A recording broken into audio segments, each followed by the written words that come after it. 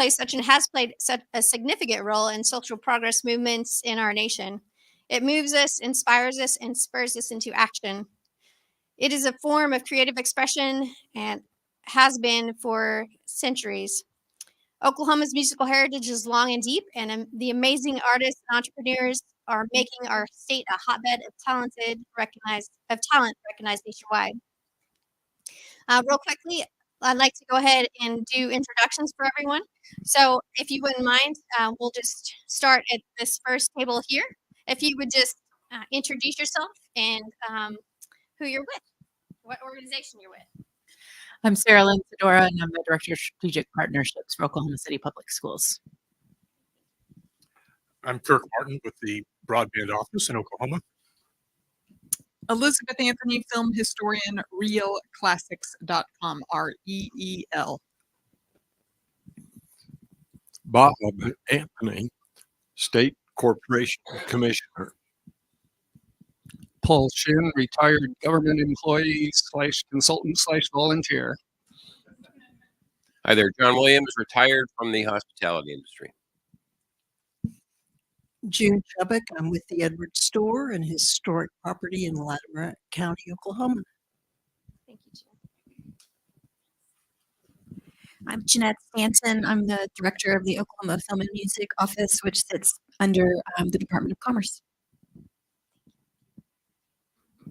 I'm Lori Ford, and I do business development for Oklahoma's Credit Union.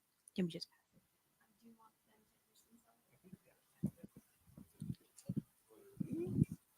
Hey, I'm Tazal Michael. I'm one of our board members with the Oklahoma City Asian Chamber of Commerce. My name is Kayo. I'm an artist from Enid, Oklahoma. My name is Xavier Martin. I'm with Black of the Brave Management here with the incredible KO. Hi, I'm Maggie McClure, singer-songwriter and one of the panelists today from Norman, Oklahoma. I'm Cindy Scarberry. I'm with the Oklahoma Opry and one of your panelists. I'm Kelsey Lee. I'm the Artistic Director for the Oklahoma Opry. I am Evan Jarvik, the Chief Executive Weirdo of Make Oklahoma Weirder. I really like Evan's title. Just as a reminder, there are QR codes located on each table. So if you'd like to see today's agenda, you can scan those codes with your smartphone. Also, please scan the QR codes for X, Facebook, and follow the Oklahoma CER on social media. As a reminder, if you haven't paid for today's meal already, please see Tracy, who actually just walked in. And the men's restrooms, there's restrooms located on each side of the building. The women's restroom on this side is not functioning properly, so you'll have to go to the opposite side of the building to use the restroom. Thank you to Tracy McNeil with Kirk Angel Real Estate for being our registration person today. And thank you to Denise Chambers with the Science Center, who will be assisting with the live stream today.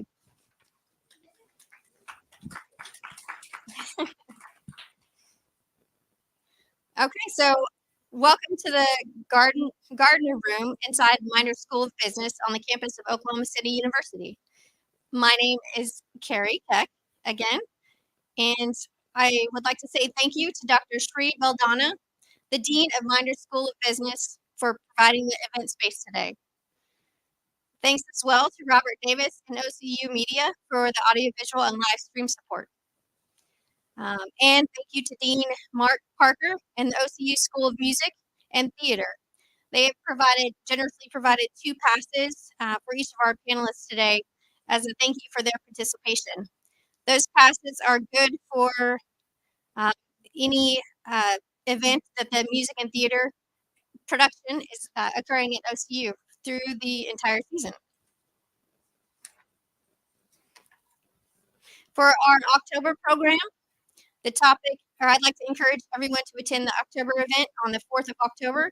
It's entitled Homeless Oklahoma City, Paths Forward.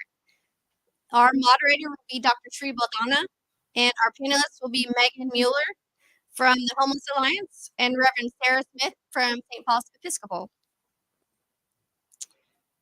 Now I'd like to ask Mr. Lawley to join me for In the Spotlight. And Evan, if you would come forward as well.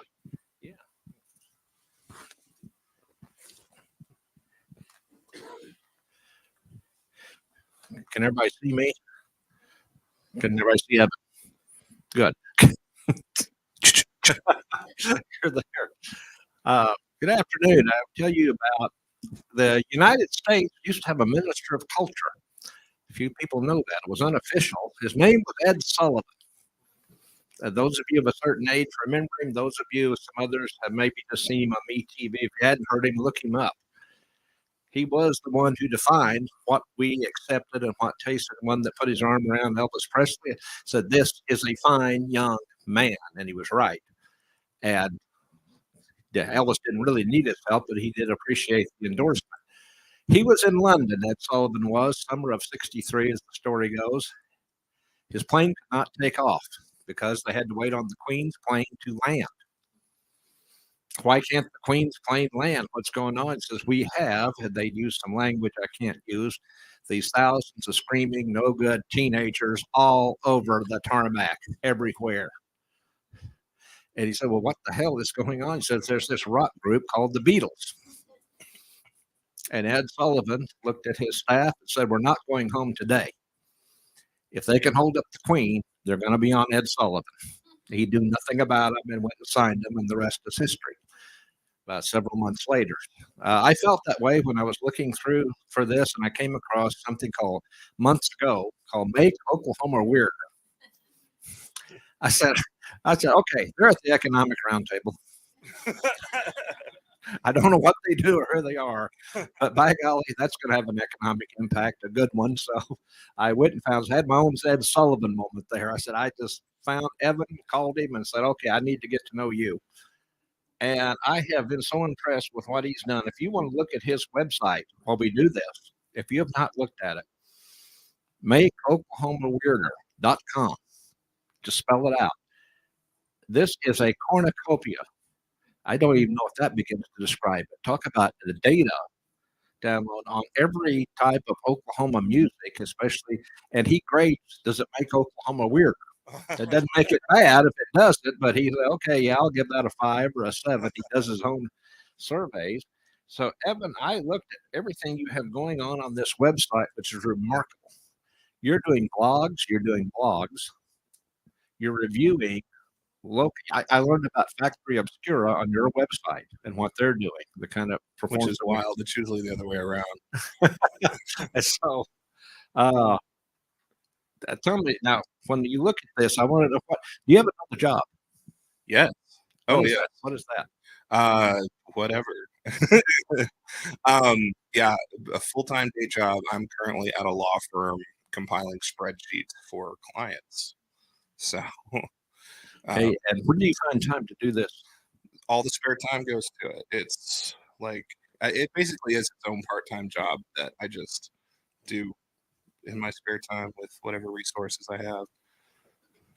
I looked under here, and there's somewhere in here called genres.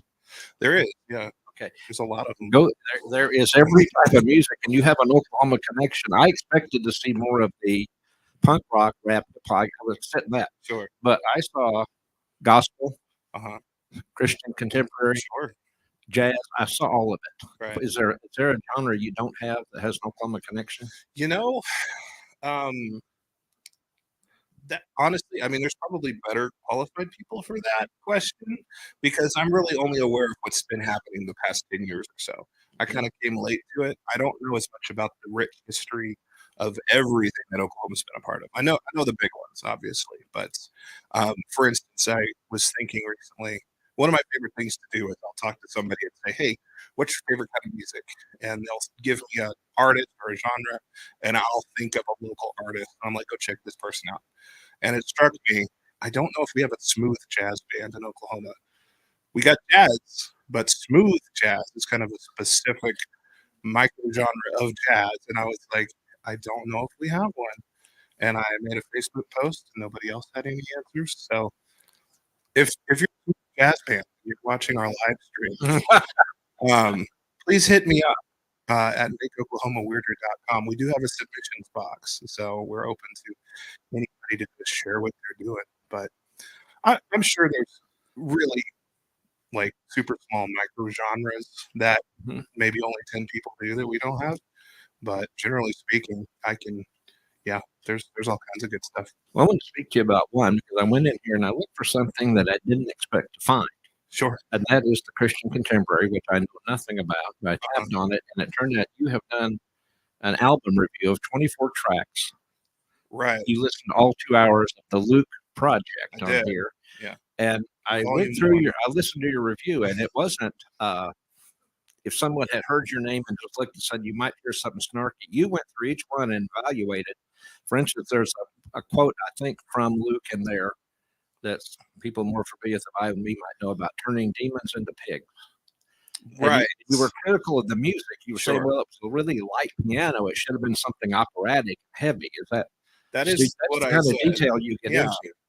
Right. Yeah. That was a video series I was doing called First Impressions, where I was kind of like extemporaneously speaking on an album. And this was the Luke Project, which is by the Luke Project, which is a project of Casey Walkingstick, who is a pianist and a singer-songwriter. But yeah, I myself am not personally a Christian, but I am still very open to the kind of music that we're making, no matter what your religious affiliation is. And I just thought this was such an interesting project because what it does is it transcribes literally the book of Luke in the Bible into song. And like that's volume one. There's supposed to be like a volume two and a volume three. And eventually you get through the whole book of Luke and you can just listen to it and like not as an audio book, but as actual, fully arranged songs. And it's just like the coolest idea ever. And so I do try to like offer some analysis because I feel like criticism is kind of a loaded word. I try not to be too negative, but I try to interpret and offer perspective where it shows potentially room for change or improvement, but it's ultimately subjective. And when we're talking about local stuff, I mean, I'm here to just support it. And it was all local by that, the whole Yes. website, Oh, all yeah. local music. And you listened to all 2.5 hours, the 24 Oh, yeah. tracks. And I believe the rating that you gave was pretty honest. You had some notes on, but you got on the Make Oklahoma Reader scale that came out at a 5 Yeah. out of 10. Out of 10. Okay. So, okay, you said I'm the guy, least likely guy to be doing this. You've been doing or Well- know a lot of stuff, but how did you end up doing this? Oh, that's a good question. Well, I started music myself. Um, as a total obscure nobody, I grew up in Moore, and I just never got out of that suburban mindset. Didn't realize I didn't know about the Flaming Lips till I was in college. Like that's how out of it I was. But I started writing songs and going to open mics, and just being such an outsider and seeing how much I didn't know and how much I loved when I found it. Things like Norman Music Festival and KOSU The Spy, the Oklahoma Rock Show, was very formative for me, hosted by Ryan LaCroix, who's been doing this for like 2 decades. Used to run OklahomaRock.com. And just one thing kind of led to another. And a local blog that was just kind of interested. I could write whatever I wanted to write about. And I was like, well, there's cool artists I've met that nobody's ever talked about. I want to just write about them. And so one thing led to another, and I got picked up by this and picked up by that. And then I started with Oklahoma Weirder about 5 years ago to centralize all my stuff. And that led to me writing for the Gazette for a little bit, which I won a journalism award this year for.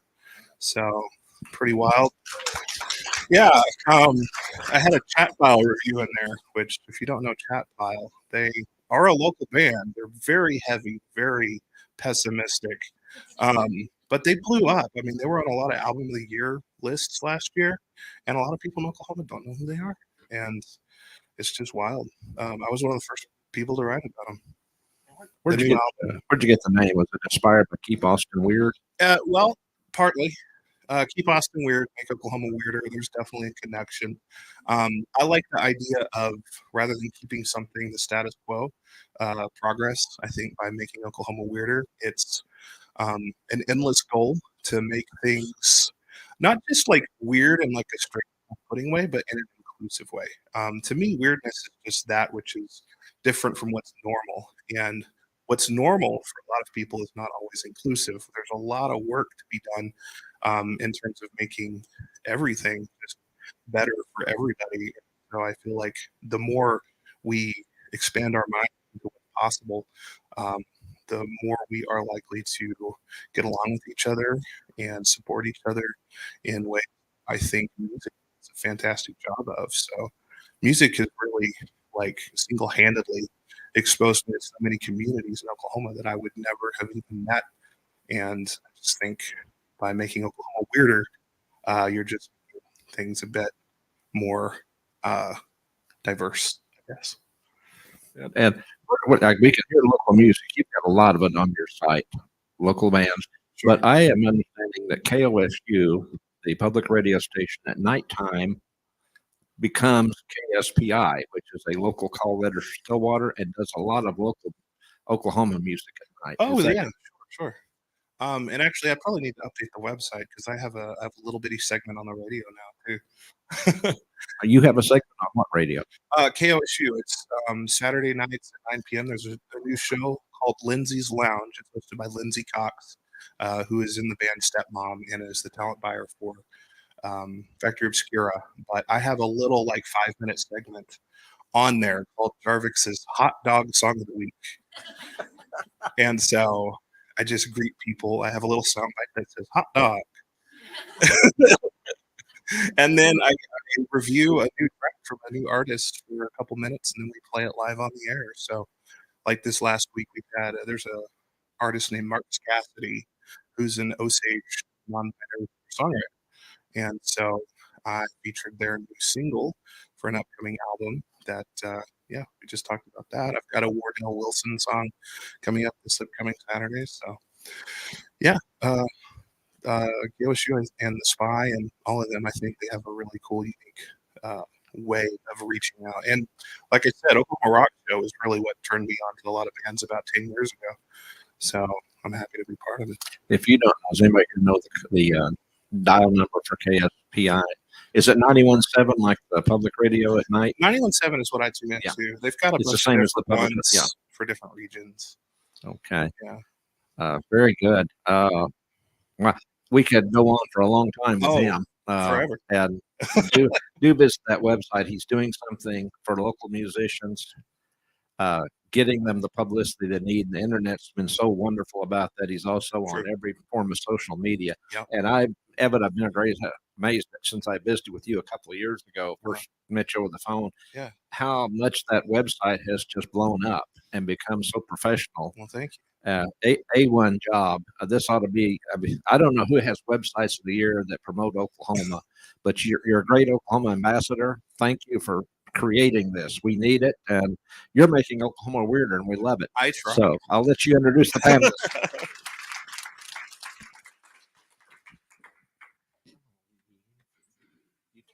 I'll take this one.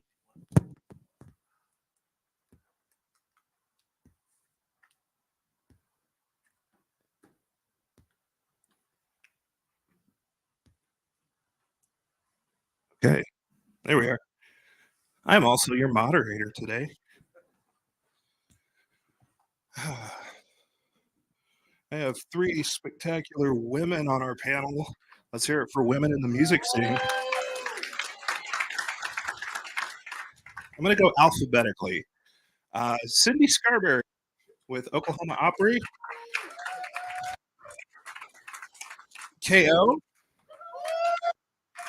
also known as the illest bitch alive. And Maggie McClure of the Imaginaries and a great many more things. So glad y'all could be here. This is awesome.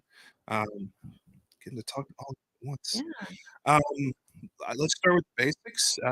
Introduce yourselves, what your project is, how long you've been involved with it, etc. Sure. You want me to go first? Sure. Let's go. Okay. What's my direction? Right to left, left to right. You tell me on the internet. Well, thank you for having me, everyone. It's great to see you. And just to let everyone know, Evan has covered the Imaginaries. Have. And yes, Yeah. and we are very grateful for everything that you're doing for Oklahoma music. So thank you for that. My name's Maggie McClure. I'm a singer-songwriter, recording artist from Norman, Oklahoma. I am a graduate of OCU. I actually went here. It's good to be back. Thank you.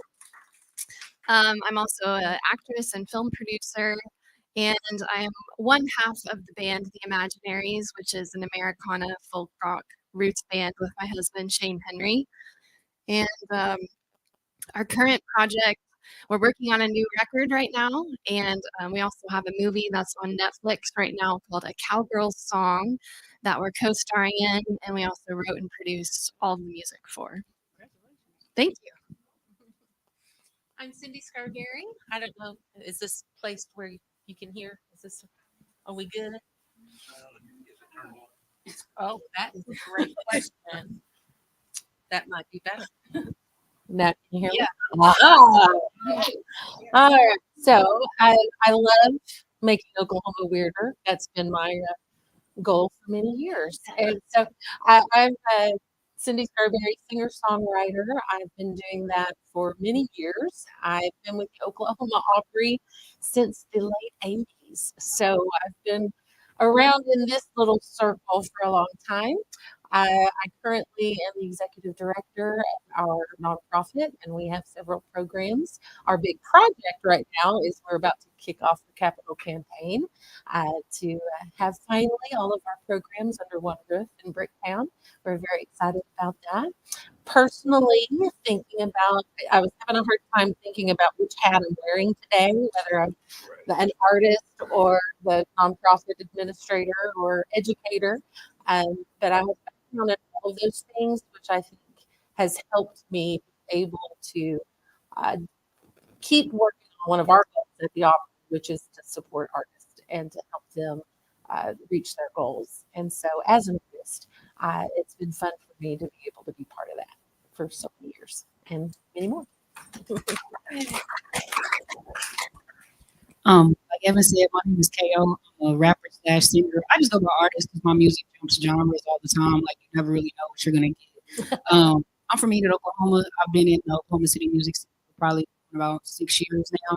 I too have been featured on Make Oklahoma Weirder, which is one of the coolest parts of my movement that I've been doing out here. Evan came to Children Clothing and did a photo shoot with me. And it was called Snapshots, and they went through like some odd facts about me, like questions, but not really surrounded around my music, but just getting it on person. So it was super cool. So I'm excited to be here. This is my first time doing this. I'm hoping I can give y'all some information that y'all may have not been privy to before. So yeah, I'm KO. Nice to meet you all. Well, I've met you for the folks out there. We're here for the economic roundtable here at OCU, so we got to talk business. Just generally speaking, what comprises the business side of what you do? How much time does it take? Are you a full-time? Is it your full-time job? Do you supplement with a part-time job? Or are you like me, where you work a full-time job and you basically volunteer for yourself in your spare time? What's your maybe biggest cash cow, if you have one? Generally speaking, if you have to pay backing bands or DJs or anything like that, there's a lot of aspects to being an artist that folks don't always see, which is by design, but it's nice to peel back the curtain and see what's going on. So tell us a little bit more about that. Sure. Well, Cindy and I were talking earlier about how it's really hard these days for a lot of artists to split the business side and the music side because it is a lot of both all the time for a lot of artists who are self-managed and running the business aspect on their own, which I'm doing Imaginaries. And, that's why they call it the music business, because it is both equally. But honestly, for me, it's been a little bit more business in recent years. We are self-managed. We do most everything ourselves. We don't have a record label. We hire people for jobs like publicity and radio campaigns and such, but I'm the one booking the shows. I'm the one doing the social media, management, all the day-to-day stuff. I do work well over 40 hours a week on the music business.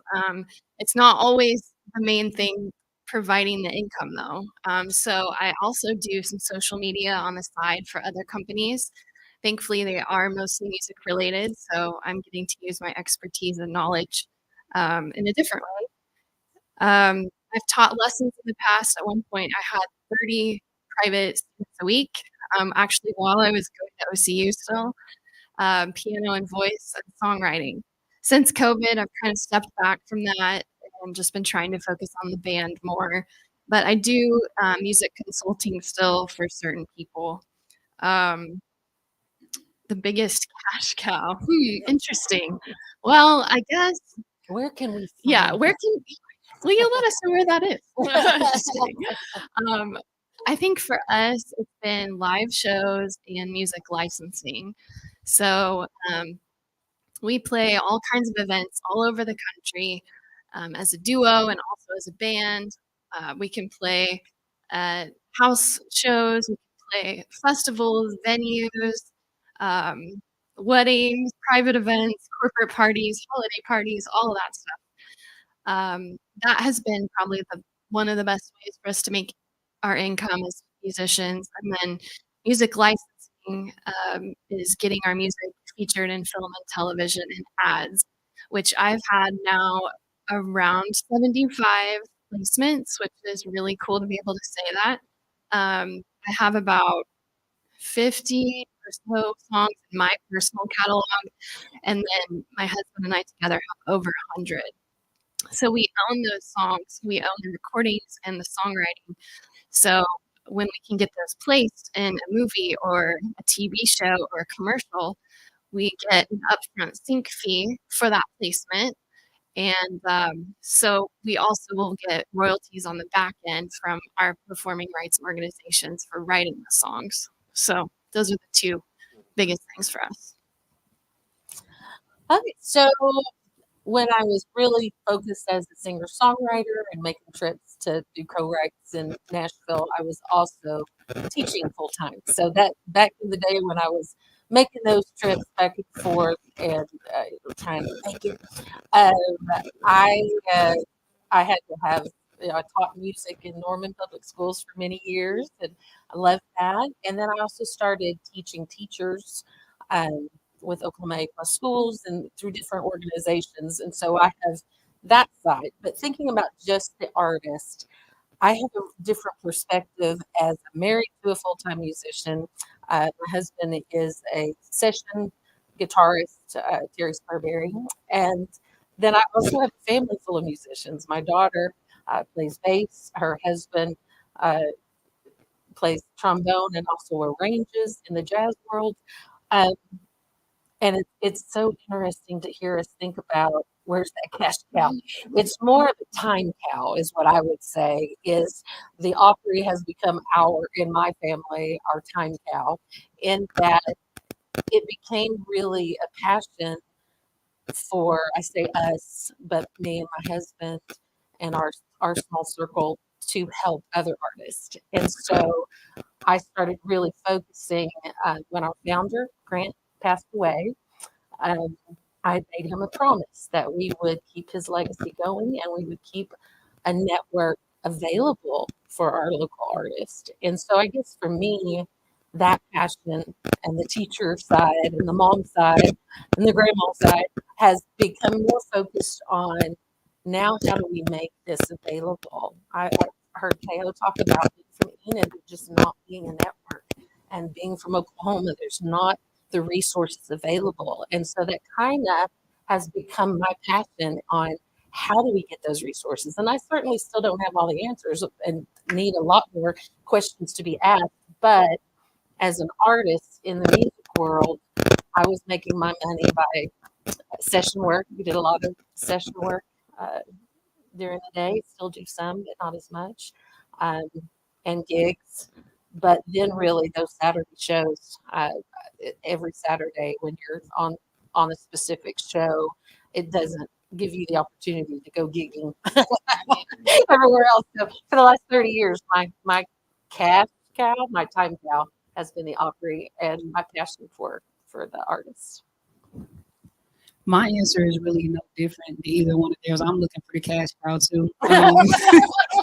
I mean, as far as doing like hip hop independently, just the main thing is just not, as she said, not having the resources. There's not a lot of labels here or angel investors, people who are just willing to bank on something and believe that it's going to be that next level. Like, I'm a firm believer that amazing things come from the middle of nowhere. So I always wear that I'm from Enid, Oklahoma with pride, because it's like we just crossed 100,000 streams, which was a big deal to me, because I remember like, no, thank y'all. It was a super big deal to me because I remember being in Enid selling my first 100 CDs, like the regular pop story, like out of my car. Just I burned CDs until I broke my laptop, just because I wanted people to listen to the music, just to see that it was good. So yeah, I mean, I'm out here trying to find a way to make it larger than life, just like the rest of us. I think really my cash cow has really been merchandise so far. I'm interested to see how it works in folk rock and in opera, because in hip hop, the genre, we're in the social media era to where everything is happening online. Like the people really aren't consumers anymore. It's like whatever's force fed, whatever you have the money to market it to somebody, like they're just scrolling and it's just a tap. It's not, you're nothing but a flash of everybody's day. So it's like to actually have people buy into it and be invested. That's the thing that's really of value to me. Like some people just wake up and decide to do music tomorrow out of the blue. Like I like to say, I'm somebody who was born to do this. Like I really love my art. So yeah, the 100,000 streams, like being able to have merch and sell it, to be able to create music videos, like that all takes funding, and not having 1,000%. I have a day job. I do engineering work for a company who does hot water heating tanks and air conditioning units, like eco-friendly stuff. So, just a lot of desk work, emails, not too many phone calls. But it's the main investor of my art. So, that's why it's a value. So it's important to tell that part too, because in order to do this, you have to be able to fund it. Nobody's doing anything for you for free. So yeah. I love those answers. And everybody got kind of hung up on the cash cow thing. I really love time cow. I feel like if we coined something just now, that describes so much about what it is. But I think what might be enlightening for folks who maybe haven't been super involved in the music scene or the industry is none of this mentioned recordings as being a primary source of income, because you think like back in the day, you sell a bunch of albums at a record store and that's where a lot of your money comes from, but that has not been the case for a long time. And so all three of these folks, and myself included, I'm also an artist, that's probably one of the smallest sources of our income, because the streaming services, even at 100K, I know that's not paying you a whole lot. So check has probably been $400 to date. So yeah. Those numbers mean absolutely nothing. But because I love the art, I care that people are actually going to press play on it. Yeah. It's of more value than the money could ever be. So, and I'm sorry. No, that's great. Please jump in. And that 100K becomes something you can leverage for other possibilities and other revenues. Sponsors. Yes, sponsorships, things of that nature. Well, and then just a note to add to what you're saying, the expectation of having high quality music too hasn't changed. It still costs artists thousands of dollars to produce one song and put it out. So that's really interesting when we realize that, they're probably not making that back from streaming. So just for the general audience to know that it still takes money for us to produce high quality music. The good thing is, with a really good recording, we can get that placed in an ad or TV show or movie and make income from that indirectly from the recording. So that's actually going to segue into, I'm really curious, getting placements like that, how much of that music is just the original song? I know you do instrumental cuts, right? Mm-hmm. And which are a little bit more versatile for use in commercial work.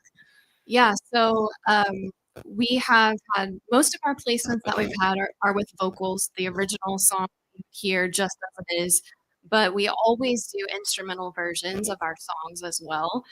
All that means, and what I'm talking about, is just without the lead vocal or without background vocals. So it's just the instruments. That way, someone wants to use it under dialogue. They're like, hey, we don't want your voice because they're talking right here. Can we just have the music? That's happened quite a bit. That happened with me in a Sam's Club ad that I had 2 or 3 years ago. And of course, I was wanting them to use the vocal version, but it's okay. They used the instrumental. I got paid just as much, and it was awesome. So, but instrumental tracks can mean different things in different scenarios. But yeah. Yeah, you said it right there. They do mean different things.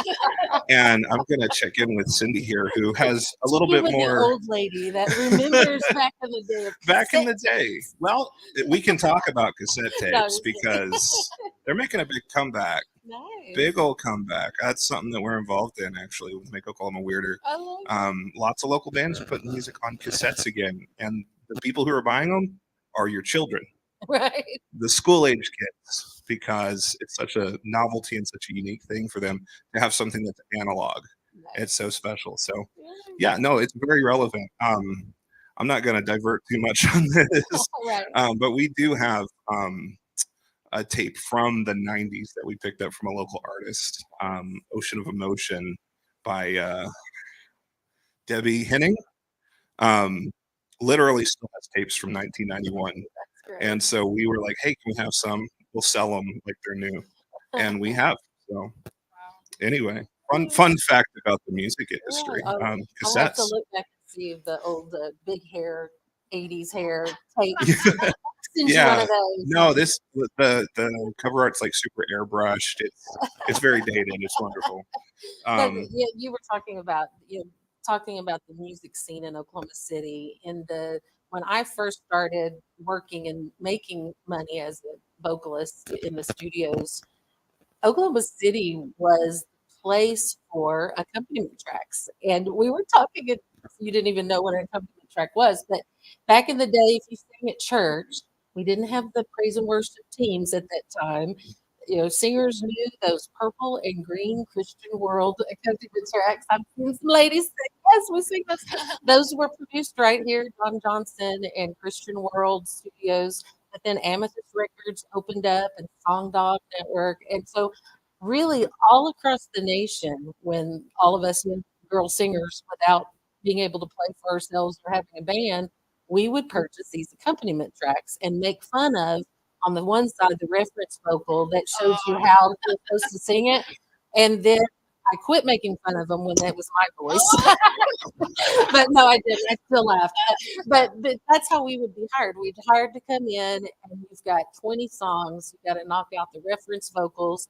And we want you to try your best to sound like them so that people remember this is Reba or this is Shania. And so it was fun for me as a vocalist. I got to go in and do all the sound alikes. And what was really the funniest story is that we had one of our rock singers who became very religious, and she decided she could not sing inappropriate lyrics. And so finally I got to cross genres because I didn't care. so they let me come in. And so somewhere in the universe, there are some Cindy Rhodey Scarberry recordings of me singing some crazy songs the funniest one I remember is the Black Eyed Peas, My Humps. Oh. My lovely lady lumps. Somewhere there's a recording out there in the universe. Wow. We're going to have to find of that. me doing the reference vocal of that. But that was fun. We would come in, we'd sing all of the lyrics, we would do the background vocal session. You get paid by the hour, but the reference vocals you get paid by the song. And that was a big part of the music business scene in the 90s and the 2000s.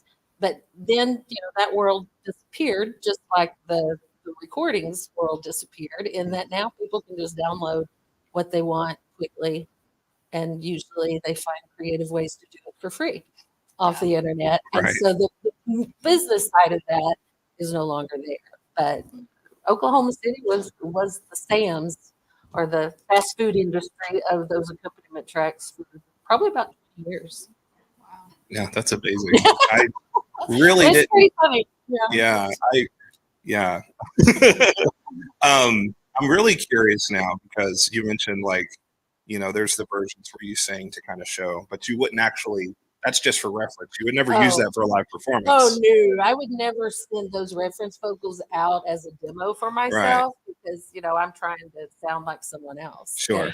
And I will say though, as an artist, that was a little hard for me to find my own sound when I'd been hired for so many years to be sounding like everybody else. Right. You know, if there was a Reba track, I was the one doing it. If there was a, you know, something with a hit version, I was the voice they wanted. It's so natural. But I wanted to sing other styles and I didn't want to be boxed in. You know, at OU, I was classically trained and you know, I love to do background vocals in other genres. That's my favorite thing.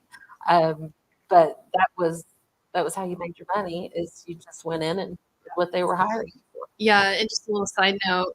So we moved to LA in 2012, and we were there from 2012 to 2017 or so.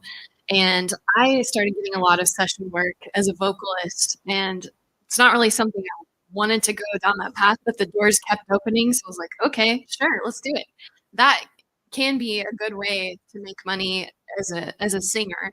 But yeah, you're being told to sing a certain way, sound a certain way. A lot of these commercials I get hired for, like American Girl or Barbie, like these things, they'd be like, we want you to sound like you're a tween. I'm like, not again. So again, I'm not going to be promoting those things, but that was a way for me to make money Right. as a singer.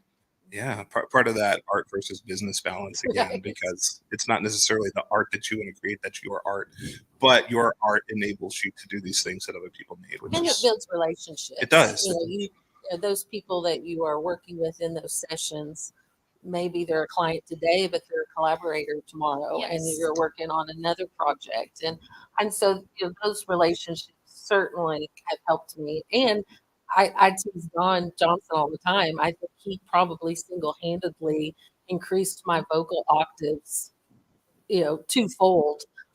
Because he just was a great producer and knew how to ask for what he wanted, and so it's pretty funny. All those things. a bit different in hip hop because there are certainly live bands and there is live instrumentation in hip hop, but quite frequently there are just beats that you can just buy. And if you find something that you like, you can purchase the rights to it and rap over it. It becomes your song. One of my fun little gimmickry things I like to do is I'll Shazam the start of a song for that beat and see what pops up. And you get a lot of different results because a lot of people are using the same beat because it's like affordable or it's accessible. The So key though, I'm, like with that, I do want to touch on that though. Yeah. The beat process, like finding your beats in hip hop and R&B, like he said, like don't go for the beat that's like a million plays in. 100,000 people have that beat.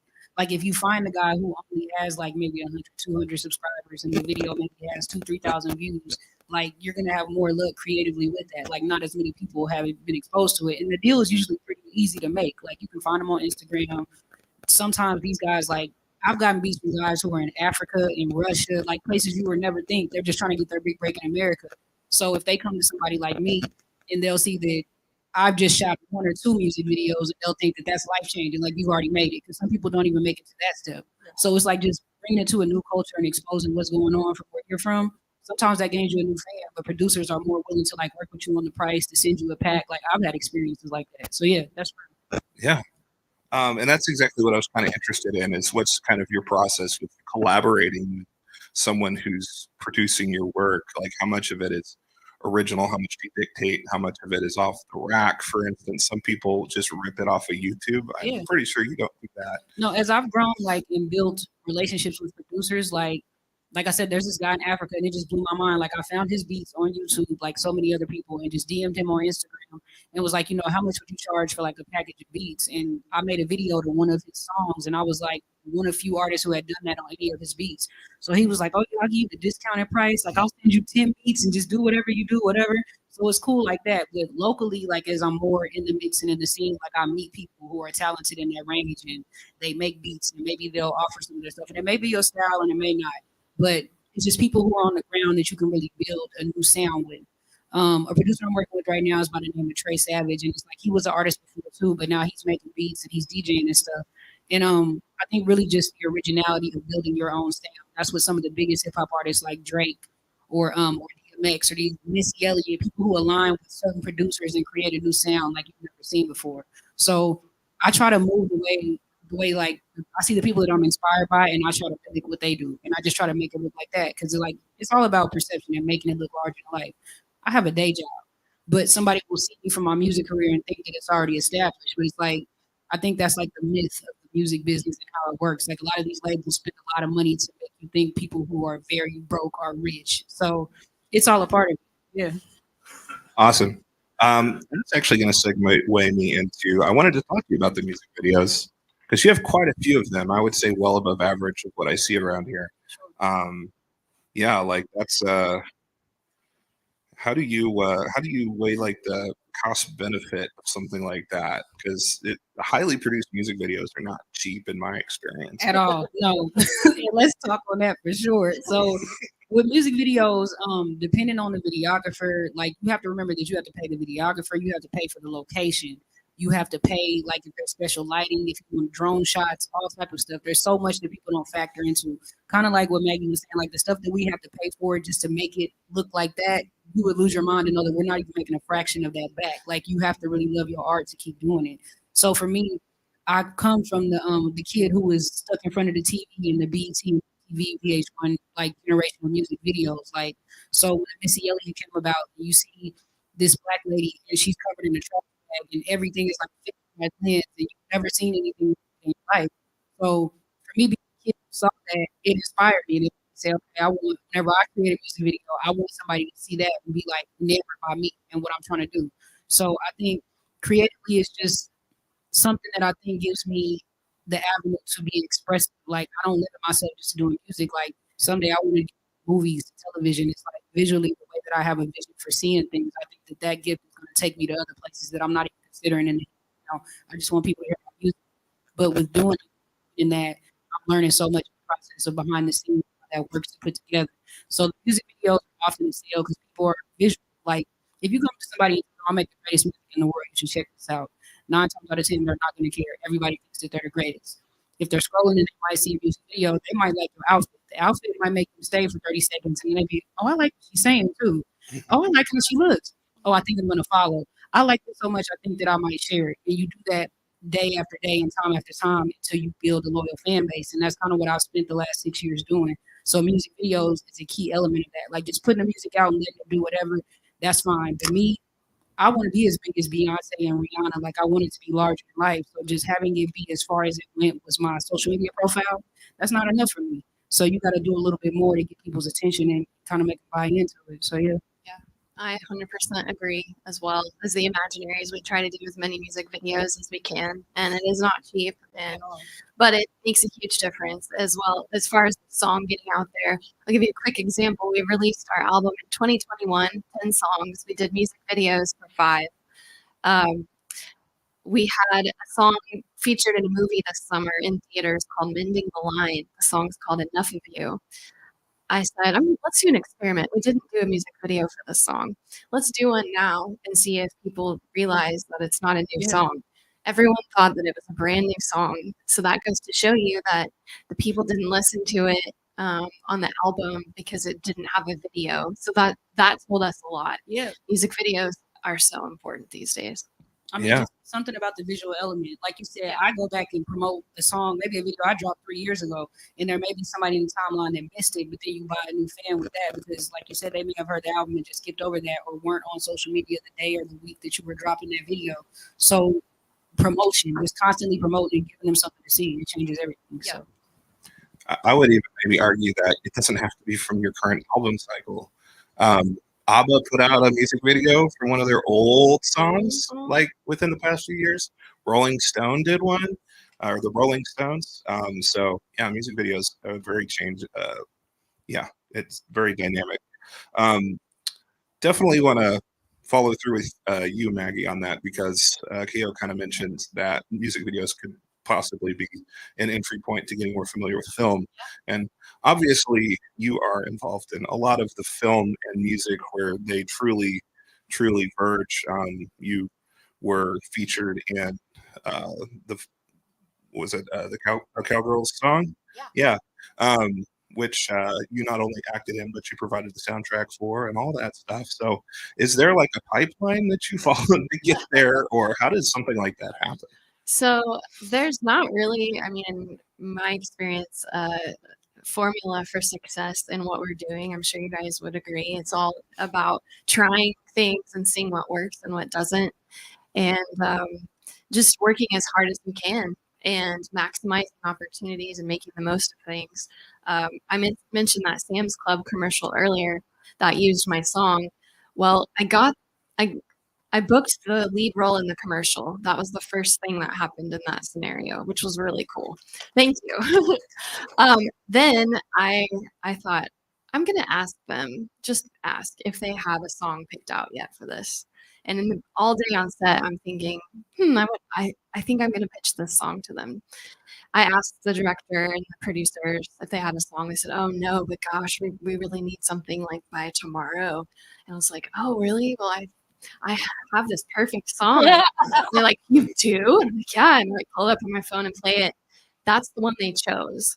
And they use the instrumental version, but that's the one they chose. I took it a step further and I was like, "Hey, do you guys have a voiceover for this? Because obviously I'm not talking. It's all just being, there's obviously going to be something going on." "No, but gosh, we've got to have somebody like in the next 2 days." I'm like, "Well, I have a home studio and I can totally do this." And they're like, "Oh, really?" I was like, "Yes, I can." So I turned that one opportunity into three. So that I think is the whole mentality of being in the music business, in the entertainment business, in the film industry, is just being proactive and creating opportunities with what you've been given, making the most of them. That is probably the best formula I could say for success in this. But music and film go together hand in hand constantly. And I've been blessed to have many of my songs used. It's the most exciting to me when I can also be on camera performing the song. And I don't think there's a secret into getting into it. It's just doing it and making yourself available and figuring out the best tactics to get to the right people. But for So I started my own music licensing company, and we're based here in Oklahoma. It's called Searchlight Music Group. So we actually represent other artists. So I'd love to talk to you about pitching your music if you'd be interested in that. But it's great when I can play some of our songs, but it is really fun when I can place other Oklahoma artists and friends' songs in projects, because what I have and what my husband and I have is not going to fill every need. There's so much content these days. There's so many opportunities for music in film and television. So, yeah. So I've branched out into that as well because there's a need for that. No, that's huge. Like, because I'm listening to your story in the part with the Netflix movie because the way that I moved to where I think it's a gift and a curse, the Enid thing, like being from nowhere and thinking that everything is something. Like just getting the Netflix movie, I would have felt like I had arrived. So for you being 10 steps ahead of, okay, the song, like the music behind it, like that's just great business. Because it's like she's saying everything that we do is just kind of throwing things at the wall and seeing what sticks. Because we never really know. Like there is no real plan. Yeah. Me and my manager, we sit together all the time and we'll play the music and albums and pick singles for music videos. And I'll say, "Oh, I think this is the one. I think this is the one." And by the sixth time you think this is the one and you spent $3,000, just give up. And you like, you know what? I'm just gonna make the song and let it be whatever it is. It's just like, but it's as big as that, from like her getting the moment and then capitalizing on that. So I just think that that was the biggest part that I took from what you were saying. Like to arrive and have a Netflix movie, I would have felt like that was the moment. But for you, 10 steps ahead, that's good business. I'm sorry. Thank you. Thank you so much. Well, yeah, and I appreciate that. I believe that this generation is better about not giving away your art for free. Yeah. I will say, as a young female artist in the late 80s, early 90s, they would, hire the full band and then say, "Oh, we could use some harmony. Would you like to come be on this? And we'd love for you to do it for exposure." Yeah. And very rarely did the female background singers get paid. And so we've changed that, thank goodness, over the years. But I do still find myself taking those steps for the nonprofit and taking those steps for other artists. But when it comes to my own art, I still tend to give that away and don't think about the business side for myself as much as I do for our organization. And so I Yeah. love hearing that that's not an obstacle as much for women today. I Yeah, love that. good. That's growth. Yes. Progress. I well, I do want to mention real quick, Searchlight. You have a thing called the Searchlight Sessions, Yes. which I have checked out. Oh, If you're cool. watching, there's some really good stuff on there. It's free YouTube videos that can give you really interesting insider tips on if you really want to get involved in the crossroads of music and film. Like really cool stuff I never would have thought about. I loved the bit where you were in like the band in the bar, and there's not anything for you to play to, and you have to mimic something. Like, I mean, just things you'd never think about. So check that out if you're tuning in. We are running low on time. It was Searchlight. Searchlight Music Group. Searchlight Music Group is the organization, and then the Searchlight Sessions is on YouTube. There's a series of them. Oh yeah, for sure, definitely. I have like another big question I want to ask all of you, but I also know that we have only so much time.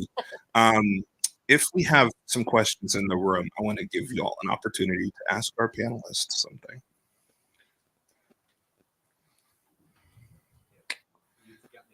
I do have something else. Well, I'll let you think a couple more minutes. Since we are talking about the music scene in quotes of it can mean so many different things to so many people. In some ways, I believe that the music scene is maybe not as integral as it once was with the prevalence of the internet. I've seen some people in Oklahoma just get insane numbers online, and nobody's ever heard of them around here. I mean, there's like a hip hop group from Edmond called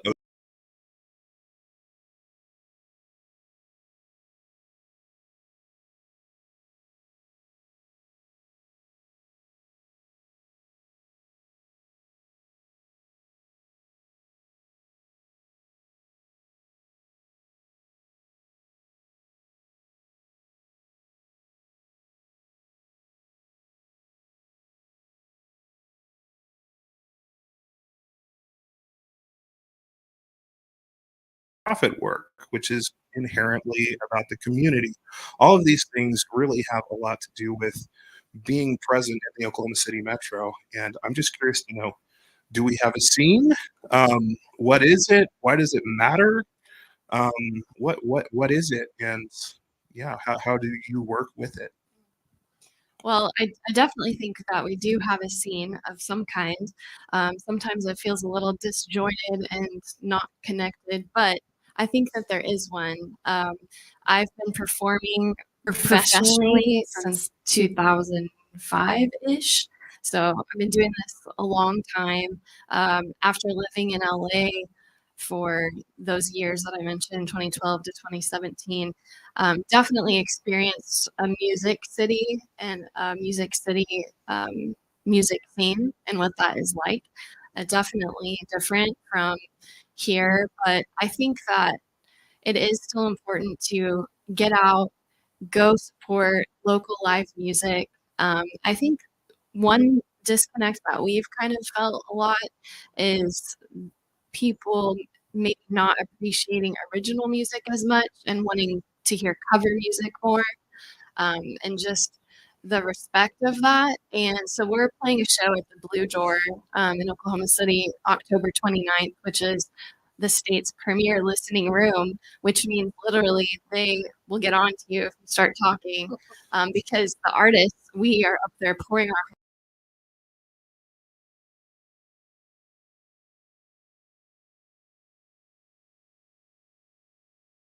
So I think one thing we can do in the community is educating our fellow Oklahomans on just the importance and etiquette of how to behave and just the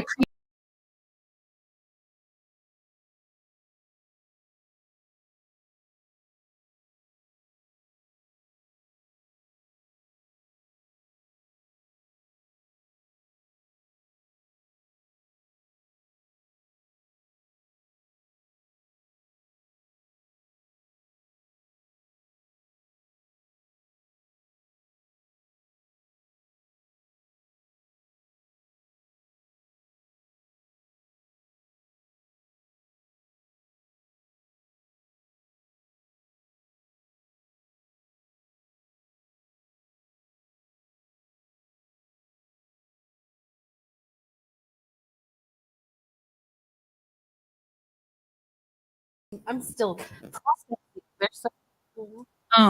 Definitely have a scene just from the way that I've seen it evolve from 2018 and now. Like since I've been in the Oklahoma City music scene, just it's not just people that are creating music; they're also doing the work. They're learning the business, like the social media etiquette,